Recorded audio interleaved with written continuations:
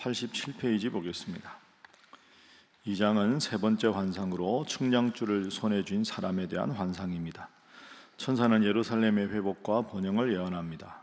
이어서 여호와께서는 이스라엘이 고국으로 돌아가게 될 것을 선포하시고 다시 유다와 예루살렘이 여호와의 소유가 될 것이라고 약속하십니다. 3장은 네 번째 환상으로 더러운 옷을 입은 대제사장 여호수아가 여호와 앞에서 깨끗하게 되는 내용을 기록하고 있습니다. 여호와께서는 자신의 도를 행하며 자신의 규례를 지킨다면 나라가 회복될 것이라고 선포하십니다. 어제 말씀드린 대로 포로로 돌아와서 쓴 책들, 성경에서는 포로 귀환 시대라고 합니다. 그때 쓴 책이 학개, 스가랴, 말라기입니다. 스가랴서는 어제 우리가 공부한 대로 이제 돌아와서 어떻게 하면 이 나라가 하나님 앞에 새로운 나라가 될 것인가. 70년 만에 고향에 돌아오고 고국에 돌아오니까 황폐한데 이 상황에서 모든 걸 어떻게 재정비해서 하나님 앞에 이제 새로운 나라, 하나님의 복받는 나라가 될 것인가. 이것이 주제라고 말씀드렸습니다. 자, 그런데 어제 말씀 우리가 생각을 해보면 1장 3절에 하나님 말씀하셨죠. 너희는 내게로 돌아오라. 돌이켜서 회개하고 하나님 말씀 위에 바로 서라. 만약에 그렇게 하면 18절 이하에 내 뿔들을 내가 다 쳐내겠다. 너희들을 괴롭히고 너희들을 식민지로 삼았던 바벨론이나 바사나 이런 모든 강대국들을 내가 친히 막아주겠다. 그러니 앞으로 우상숭배하지 말고 강대국을 의지하고 눈치 보려고 하지 말고 나 여호와 하나님 앞에 바로 서는 일에만 집중하라. 그래야 나라가 새로워진다. 이것이 어제 1장의 결론입니다. 오늘 2장과 3장은 그에 이어서 그렇게 하나님께로 돌아오면 백성들이 그래 이제 우리가 과거의 모든 더러운 죄와 우상숭배 죄를 하나님 앞에 척결하고 하나님만 바라보고 살아가자 라고 결심하고 행하면 하나님이 어떤 복의 말씀을 주시는가, 어떤 약속을 하시는가. 이것이 2장과 3장입니다. 자, 2장 말씀의 4절 한번 보겠습니다. 2장 4절 말씀, 5절 말씀 두 절을 우리 함께 읽어보겠습니다. 시작. 이르되 너는 달려가서 그 소년에게 말하여 이르기를 예루살렘은 그 가운데 사람과 가축이 많으므로 성곽 없는 성읍이 될 것이라 하라. 여호와의 말씀에 내가 불로 둘러싼 성곽이 되며 그 가운데에서 영광이 되리라. 아멘. 자, 하나님께로 돌아오면, 그죠? 이게 이제 2장 1절부터 측량줄을 손에 잡은 사람의 환상입니다. 어제도 이 네 뿔에 대한 것, 그 다음에 화석류 나무 사이에선 이 스가랴서는 환상이 여러 개 나오는데 오늘 2장 1절에 보면 측량줄을 잡은 사람이 나옵니다. 그 사람이 이제 측량을 하는 예루살렘을, 이게 무슨 뜻이냐 하면 측량줄을 잡은 사람은 하나님이 보낸 천사입니다. 천사가 예루살렘 성을 측량한다 하는 것은 과거의 우상 숭배와 잘못된 걸 다 버리고 하나님 앞에 얼마나 바로 서고 있느냐, 그걸 이제 측량줄로 자로 재듯이 하나님 앞에 얼마나 바로 섰는가를 가늠해 본다는 거죠. 그렇게 가늠해서 점점 노력하는 모습이 보이면 하나님께서 4절에 약속하신 겁니다. 성곽 없는 성읍이 될 것이라. 한번 따라합니다. 성곽 없는 성읍. 성곽 없는 성읍. 이게 무슨 뜻일까요? 성곽은 그 성의 가장자리에 이렇게 쌓는 그 울타리 같은 거 아닙니까?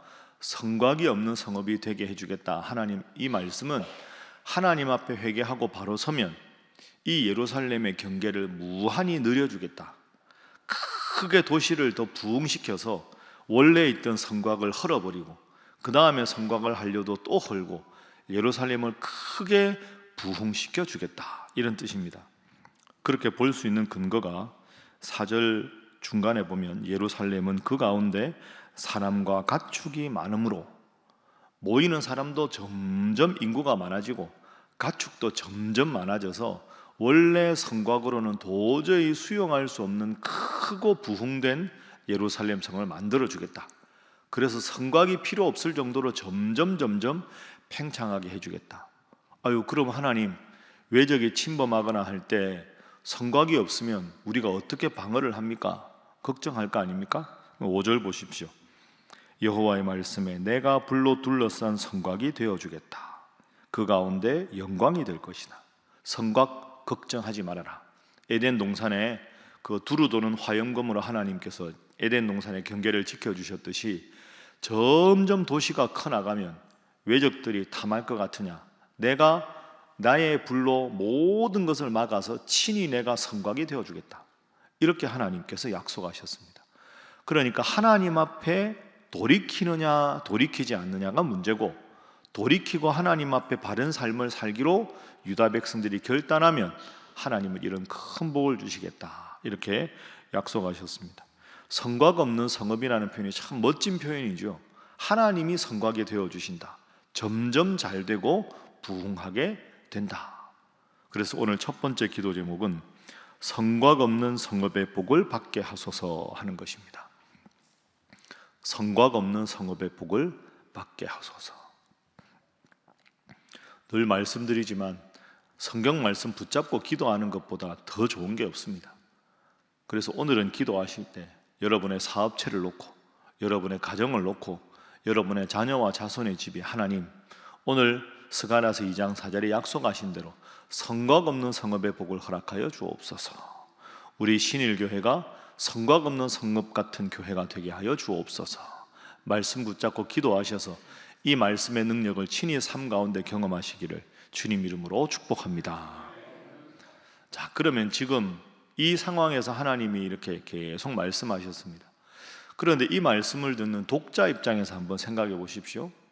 이제 바벨론으로 포로로 잡혀간 게 기원전 586년이라고 말씀드렸습니다. 완전히 예루살렘이 멸망한 게 기원전 605년에도 침범하고 그 다음에도 침범하고 그 다음에도 침범해서 계속 바벨론으로 포로로 잡아갔지요. 완전히 바벨론에 의해서 예루살렘이 멸망한 것이 기원전 586년. 그럼 그로부터 쭉 흘러서 한 70년 정도 동안 나라가 폐허가 됐습니다. 그런데 바사 왕 고레스가 바벨론을 멸망시킨 다음에 너희들 본국으로 돌아가도 좋다, 이렇게 말을 한 거 아닙니까? 그러면 여러분, 포로로 잡혀가 있던 남유다 백성들한테는 두 가지 중에 한 가지 선택을 해야 합니다. 바벨론 땅에 한 70년 정도 살았으면 그 안에서도 잘 사는 사람이 있었을 겁니다. 바벨론 사람들한테 그래도 관리로 등용된 사람도 있고 장사해서 먹고 살 만한 사람도 있고.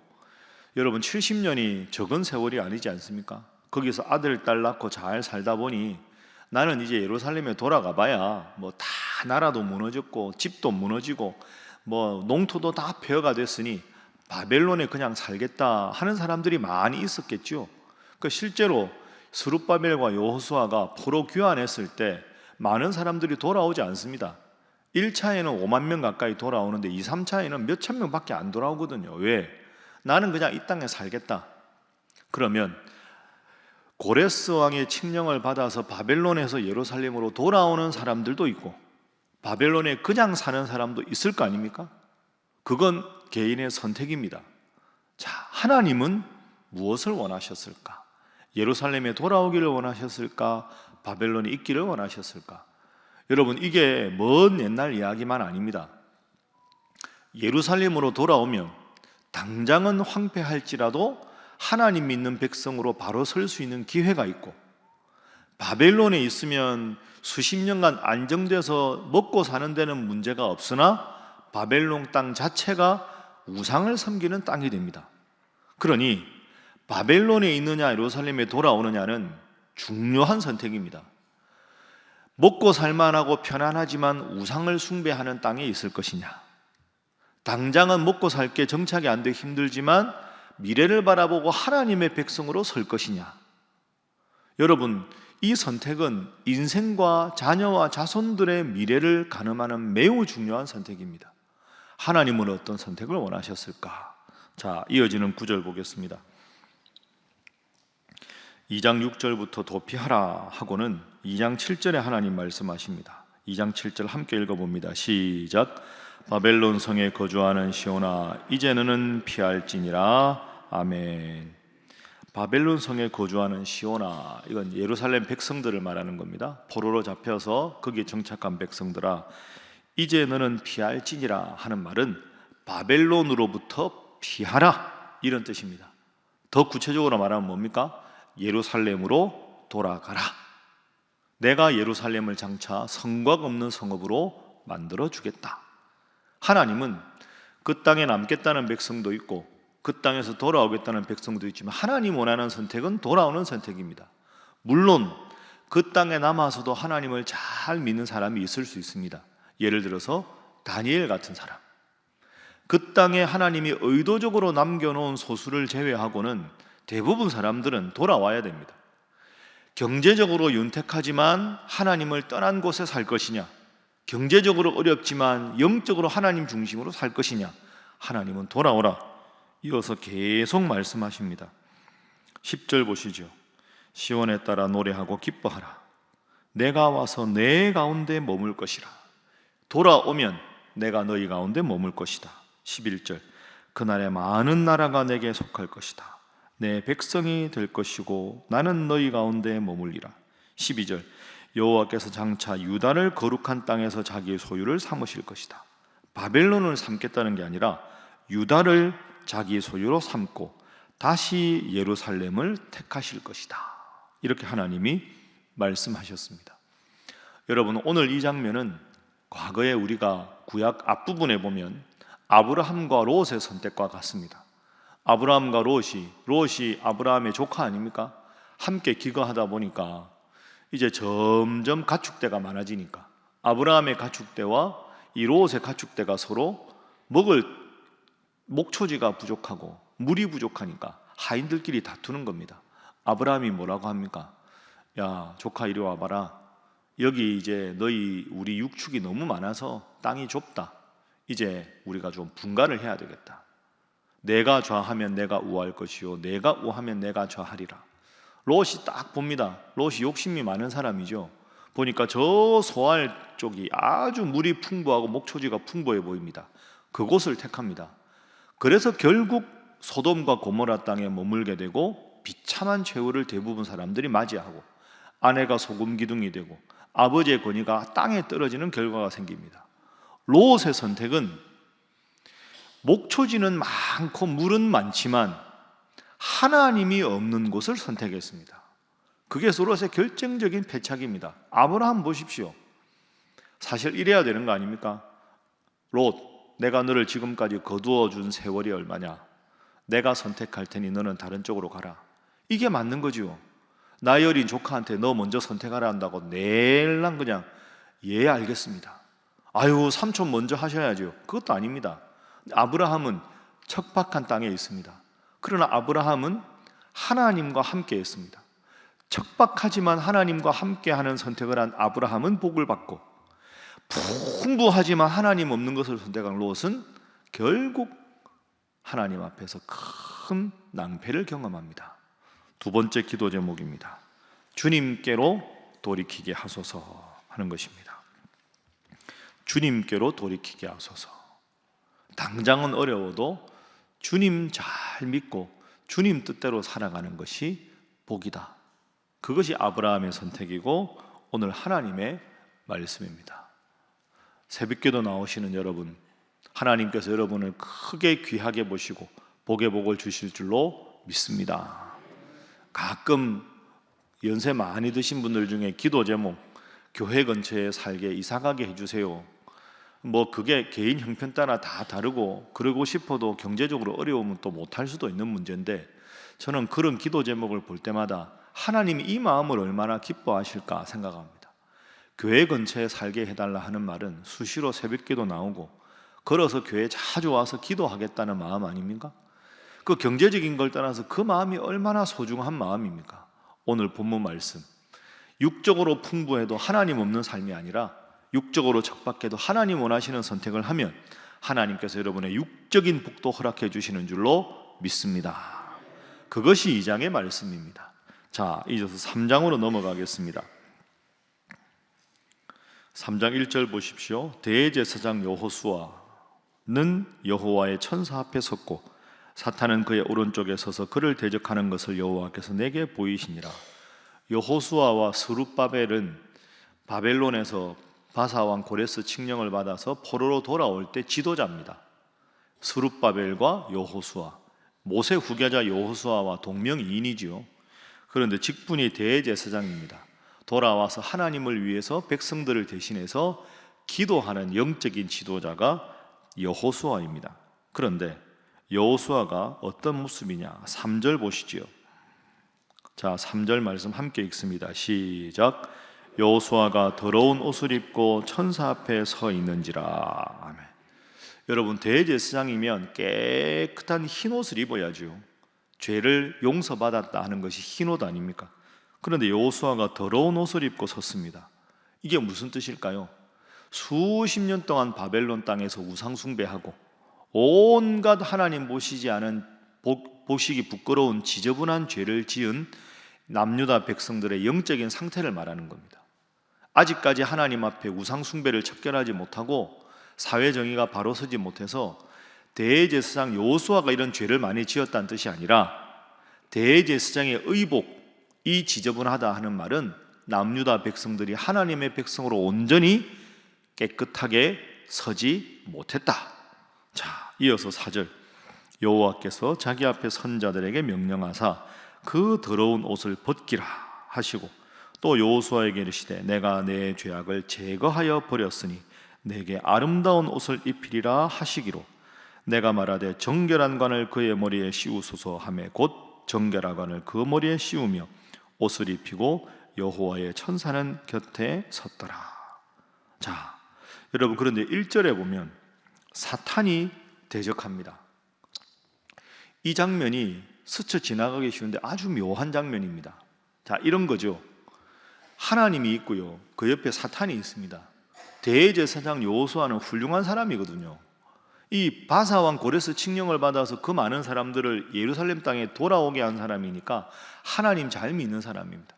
근데 여호수아가 입은 옷은 더러운 옷입니다. 백성들이 영적으로 아직까지 죄가 많다는 거죠. 사탄은 뭘 지적합니까?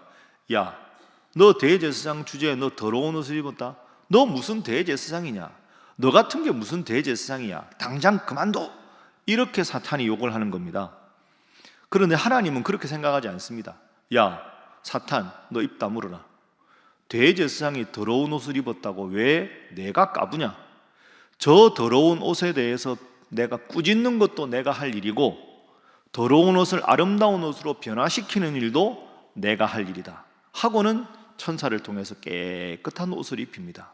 여러분, 사탄이 여러분을 공격하고 저를 공격하는 지점이 바로 여기입니다. 야, 네 같은 죄인이 무슨 새벽기도 가서 기도하냐? 너 그렇게 죄 많이 짓고 했는데 하나님이 기도한다고 들어주겠냐? 너 기도는 안 들어줘. 너 자녀들 위해 기도한다고 뭐 자녀들이 돌아올 것 같아? 돌아왔으면 벌써 돌아왔지. 계속 하나님 앞에 여러분이 영적인 자존감을 떨어뜨리는 일을 사탄이 하는 겁니다. 그런데 하나님은 더러운 옷을 입었다고 여호수아를 나무라시는 게 아니라 그 더러운 옷 벗겨도 내가 벗긴다. 깨끗한 옷을 입히는 것도 내가 입히는 거다. 여호수아는 내 앞에 선자인데 왜 사탄 내가 너는 옷이 더럽니? 너는 죄가 많으니 까불지 말고 떠나라. 이게 하나님의 마음입니다. 여러분, 우리는 죄로 죽을 수밖에 없지만 하나님은 여러분을 구원하셔서 하나님의 자녀로 삼으신 줄로 믿습니다. 어제도 말씀드렸죠. 복음은 뻔뻔한 겁니다. 마음대로 죄 지으라는 뜻이 아니고요. 새벽에 교회 가려고 일어났는데 내가 뭐 새벽기도 간다고 너 기도를 들어줄 것 같냐? 이런 말은 단연코 사탄의 말입니다. 기도 수십 년 했는데 우리 자녀들이 아직도 하나님 안 믿는데 기도하면 뭐하나? 사탄이 준 마음입니다. 내가 지저분하고 내가 부족해도 하나님께서 여러분을 사랑해 주시는 줄로 믿습니다. 그래서 나는 죄인이다. 나는 기도할 자격이 없는 사람이다. 그래도 하나님은 괜찮다. 내가 너를 책임지겠다. 사탄아, 까불지 마라. 이게 하나님의 마음입니다. 늘 하나님 앞에 나오는 일에 힘쓰고 때로는 내가 나를 봐도 한심하고 답답해도 그럴 때일수록 자리를 박차고 하나님 앞에 나와서 기도함으로 하나님의 자녀임을 확인받는 여러분 되시기를 주님 이름으로 축복합니다. 세 번째 기도 제목입니다.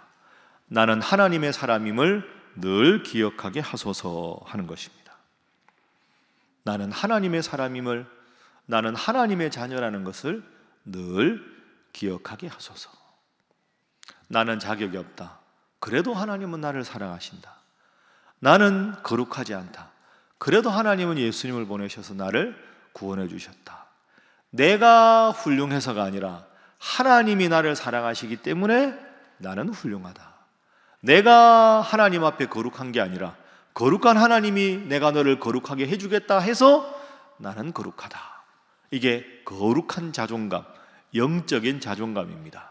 그래서 오늘 새벽에도 기도하실 때 하나님, 죄인인 나를 오늘도 불러주시고 깨워주신 분이 하나님이니 제 입술에 기도를 들으시고 하나님께서 저의 삶에 복의 복을 더하여 주옵소서 기도하셔서 늘 새벽마다 하나님 주시는 은혜와 감사와 주님의 능력이 함께하는 우리 성도들 다 되시기를 주님 이름으로 축복합니다.